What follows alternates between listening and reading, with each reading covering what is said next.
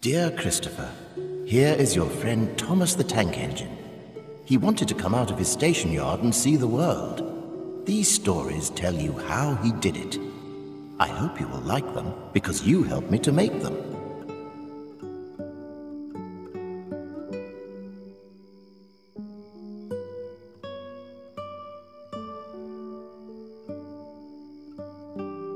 Your loving Daddy.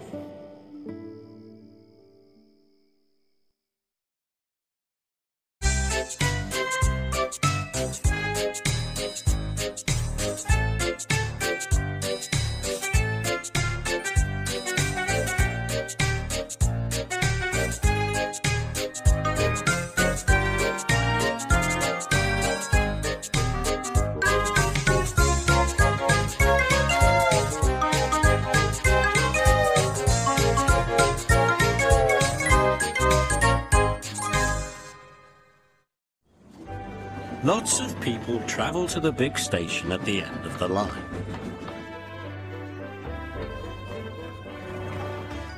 Engines from the other railway sometimes pull their trains.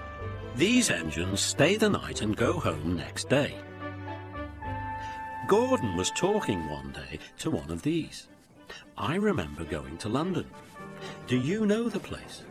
The station's called King's Cross. King's Cross, snorted the engine. London's Euston. Everybody knows that. Rubbish, said Duck.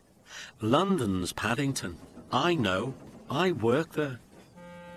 They argued till they went to sleep. They argued when they woke up. They were still arguing when the other engine went away. Stupid thing, said Gordon crossly. I've no patience. Stupid yourself, said Duck. London's Paddington. Paddington. Do you hear? Stop arguing, James broke in. You make me tired. You both agreed about something anyway. What's that? London's not Euston, laughed James. I'm sure it's King's Cross. I'll go and prove it. But that was easier said than done. London lay beyond the big station at the other end of the line. Gordon had to stop there. Another engine then took his train. One day he pulled the express to the station as usual. His fireman uncoupled the coaches and he ran onto his siding to wait till it was time to go home. The coaches waited and waited at the platform, but their engine didn't come. A porter ran across and spoke to Gordon's driver. The inspector's on the platform. He wants to see you. The driver climbed down from the cab and walked over the station. He came back in a few minutes looking excited. Hello, said the fireman. What's happened? The engine for the express turned over when it was coming out of the yard. Nothing else can come in or out. They want us to take the train to London. I said we would if the Fat Controller agreed. They telephoned and he said we could do it. How's that? Fine, said the fireman. We'll show them what the Fat Controller's engines can do. Come on, said Gordon. Let's go. It was only a few minutes before the guard blew his whistle, but Gordon thought it was ages. Come on, he puffed to the coaches.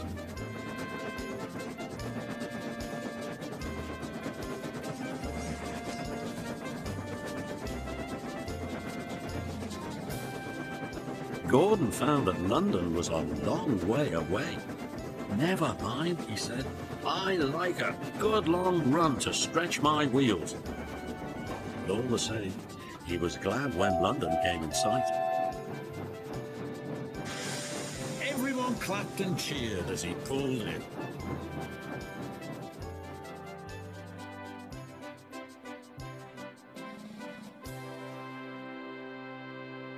The Fat Controller came into his office next morning. I wonder how Gordon's getting on, he said. The station master knocked and came in. Excuse me, sir, have you seen the news? Not yet. Why? Just look at this, sir. Good gracious me, he said. There's Gordon. Headlines, too. Famous engine at London Station. Please call to control crowds. The Fat Controller read on, absorbed. Gordon returned next day. "I see you had a good welcome in London." "We certainly did, sir." Gordon had his photograph taken from so many directions at once that he didn't know which way to look. "Good," smiled the Fat Controller. "I expect he enjoyed himself, didn't you, Gordon?" "No, sir, I didn't." "Why ever not?" "London's all wrong," answered Gordon sadly. "They've changed it. It isn't King's Cross anymore. It's St. Pancras."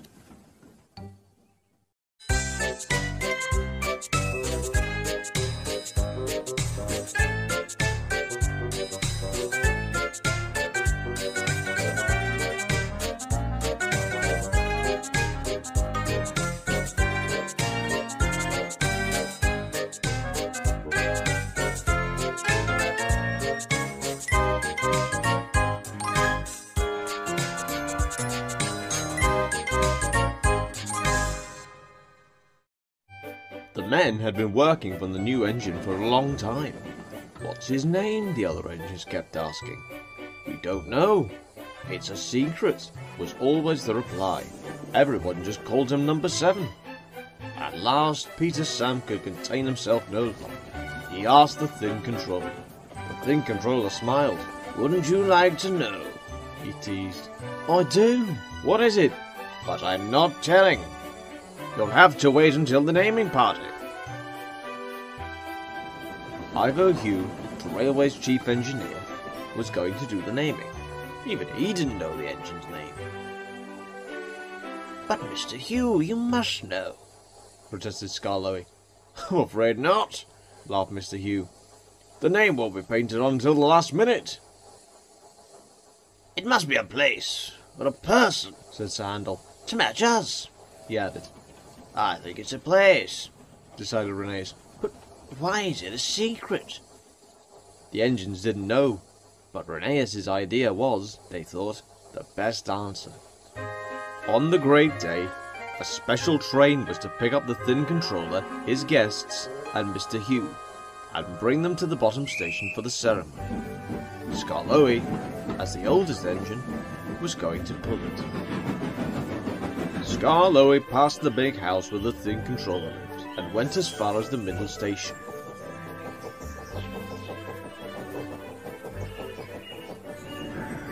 With a squealing noise, something dashed past his front wheels. He stopped quickly.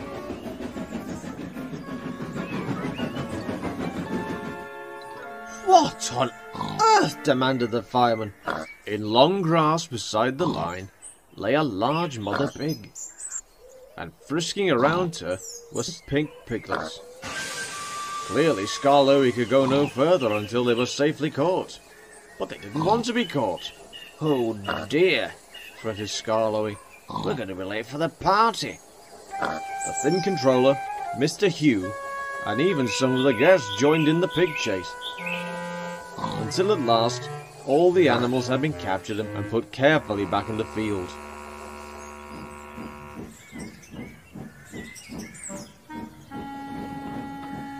A large crowd had gathered. All the engines except Skarloey were there, and Number 7, with his name covered, simmered quietly. "Something must be wrong," Renes whispered to Duke. "Skarloey should be here by now." "Perhaps the Thin Controller wasn't ready," suggested Duncan, but was firmly hushed by the others. A little later, Skarloey puffed thankfully into the station. "I'm sorry we're late," Mr. Hughes said, "but we've been chasing pigs. However," he went on, "I'm here to name an engine. I don't know what it's called yet, so I shall have to read it to you. Therefore, I name this engine... Bless my soul! No, not that. It's Ivo Hugh!" He turned to the Thin Controller.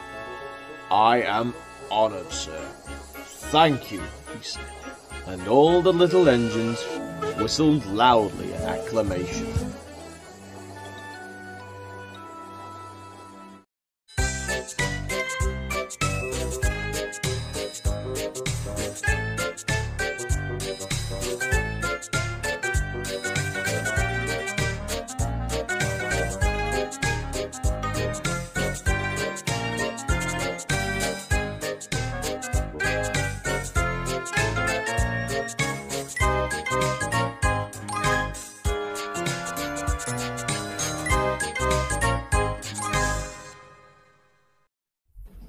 The Fat Controller preferred steam engines on his railway, but he found diesels useful because they could pull either coaches or trucks. "You're versatile," he would say to them. "Real mixed traffic engines." Boko and Bear were proud of this, but James was not impressed. He liked these two diesels, but he treated all others with deep suspicion. "Diesels don't use coal and water," he would say darkly. "How can you trust an engine who isn't normal in his habits?" Visiting diesels sometimes boasted about how special they were. Usually Boko and Bear had to spend the next day smoothing ruffled feelings. One day, a particularly haughty diesel came from the other railway. When the visitor found that he was to share the shed with steam engines, he stopped outside in disgust and refused to go any further. "Why on earth does your controller keep such out-of-date objects?" he growled rudely. "Dirty, smoky, slow things. Ugh!" He shuddered delicately. "On our railway," the diesel continued loftily, "steam engines are kept strictly in their place and not allowed on the main line without special permission." Boko, who was showing the diesel round, lost patience. "Stay outside then if you're so proud about it," he said crossly. "I'm going to join my friends."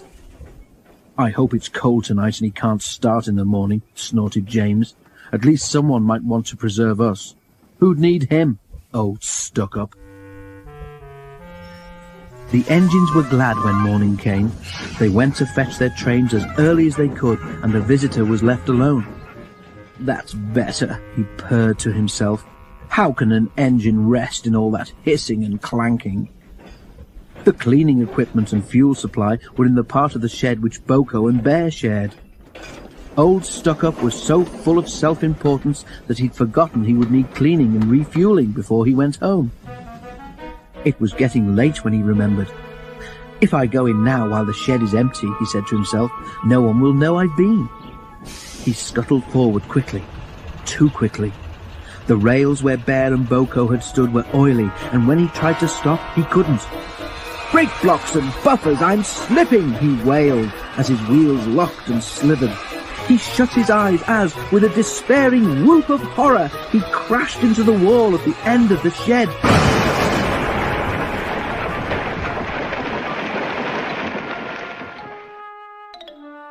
The diesel was not badly damaged, but a dreadful draught came through the hole in the wall. When the other engines came home, they heard the story from Douglas, who had cleared up the mess. "Ho, ho, ho," chortled Henry. "Old Stuck-up came unstuck, did he? I say, Boko, what is it the Fat Controller calls you?" "Versatile," chuckled Boko. "But that isn't what he called Stuck-up. I couldn't hear all he said, but I didn't think it sounded very polite."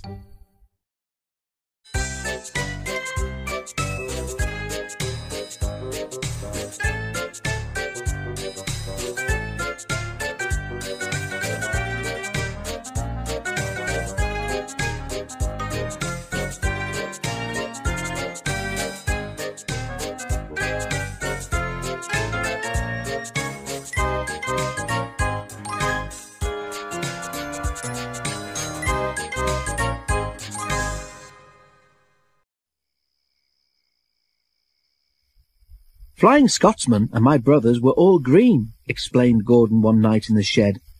"It was all very well in its way, but now I prefer my blue.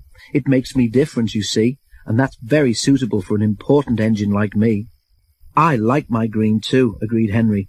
"I'd hate to be red like James. People would think I was a fire engine." "At least people can see me coming," retorted James. "I don't disappear into the background like some engines I could mention. If it wasn't for the noise, you'd need a yellow and black front like Mavis." Henry's protests were drowned in the laughter of the other engines, and he went to sleep wondering how to pay James out. Henry was still cross next morning. They had a fast run, but it didn't improve Henry's temper. He bumped the coaches when they reached the end of the line, and again when he backed onto them for the return journey. He simmered angrily while the fireman fastened the coupling. No one noticed a rattle from beneath Henry's footplate as he snorted away.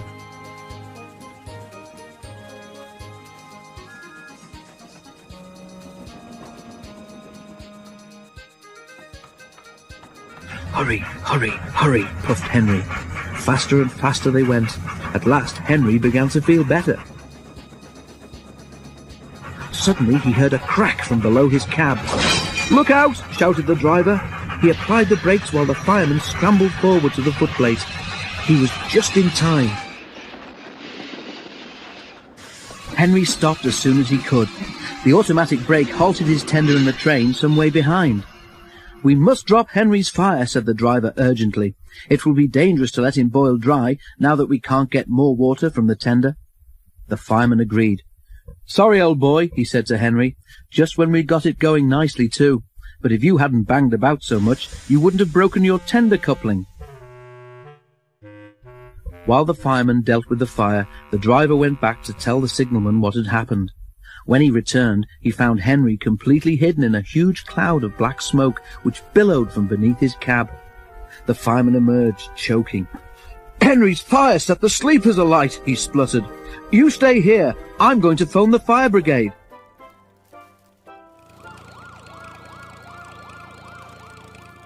The driver eased Henry clear of the blaze, and then Edward came to take his train on. Henry felt most uncomfortable.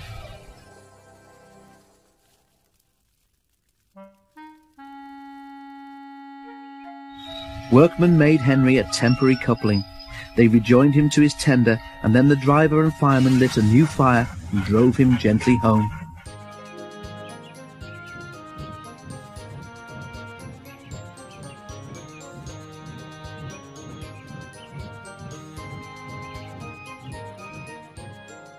Edward, who had of course seen everything, told the others.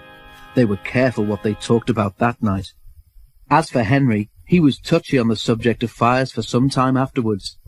But James was quick to notice that from then on, Henry stopped making rude remarks about the colour of fire engines.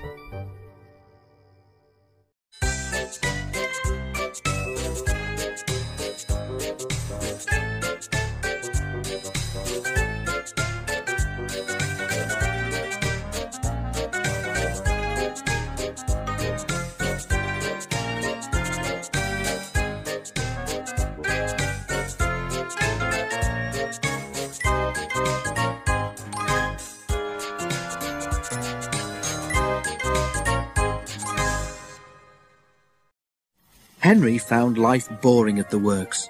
The men worked hard to make him better, but it seemed ages before he was ready.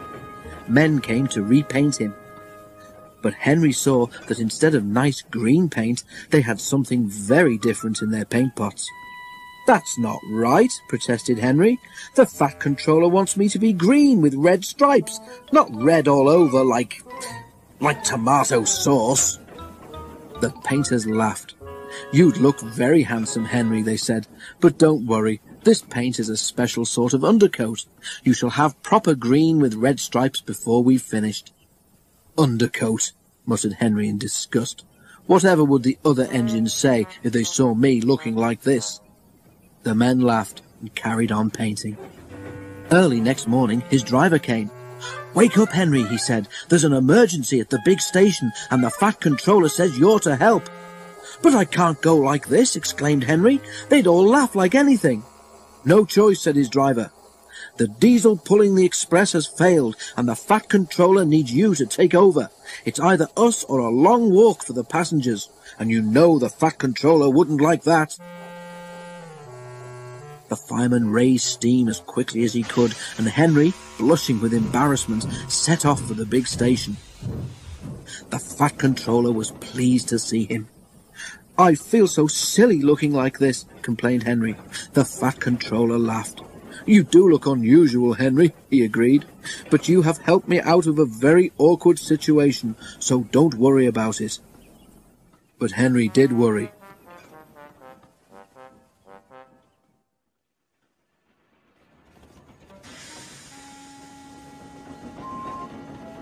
As they approached Edward Station, the brakes went wrong on the last coach of the train, and they had to stop and uncouple it.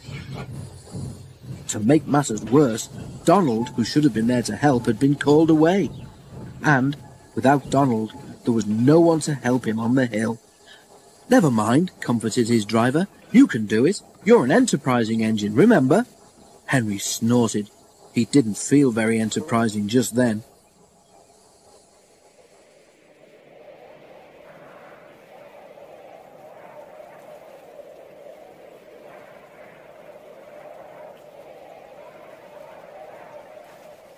The men at the works had mended Henry well. His driver gave him as good a start as he could. It was hard going, but now Henry felt fired with determination. "Let them laugh at my red paint," he snorted. "I'll show them." Slowly he struggled upwards. "I can do it," he panted.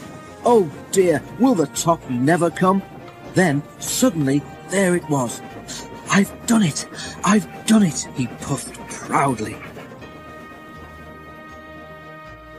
The fat controller who had been on the train came to congratulate Henry. "Well done, Henry," he said. "I'm very proud of you. Perhaps all my engines should be painted red, but you have certainly earned your proper green with red stripes," which of course is just what Henry got.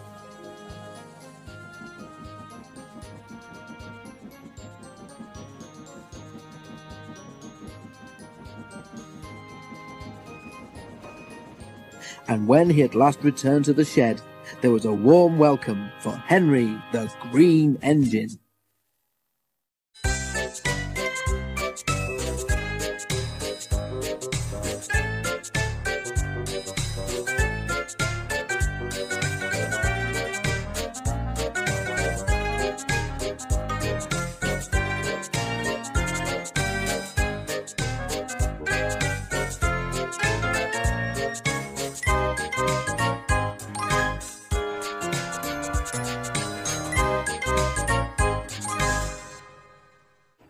While Thomas was away at York, Percy looked after Annie and Clarabel and took most of Thomas's trains.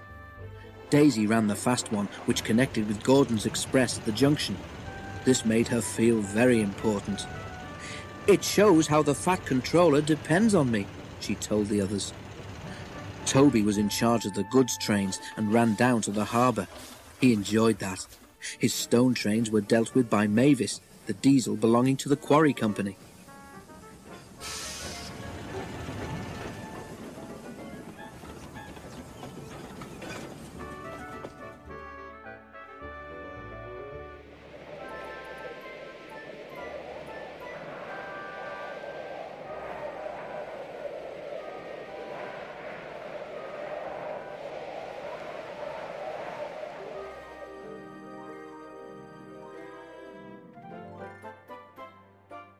One day, snow on the other railway had delayed the train from London, so Gordon's Express was late too.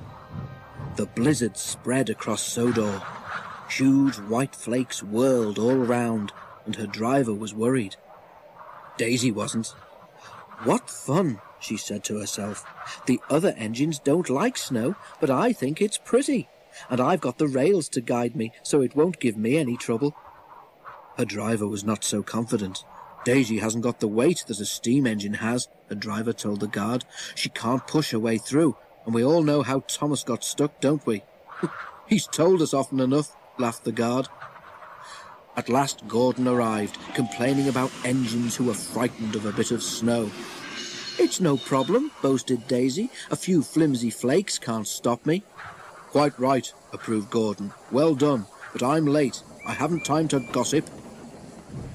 He puffed importantly away. Daisy started confidently.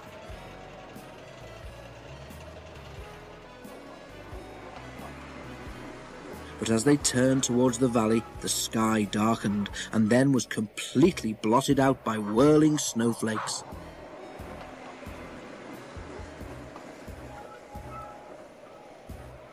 "Ugh!" exclaimed Daisy as the wind blew them into her face. "I don't like this." "Neither do I," said her driver. "I can't see where we're going." They stopped at the next signal box, and Daisy's driver went to talk to the signalman. He came back looking glum. "There are deep drifts ahead, I'm afraid," he told the passengers. "We can't get through. The signalman says Daisy must take you back to the last station," he went on. "We'll get you home from there somehow." "If we're lucky," the passengers said to themselves. They weren't. Before they had gone far, Daisy began to feel ill.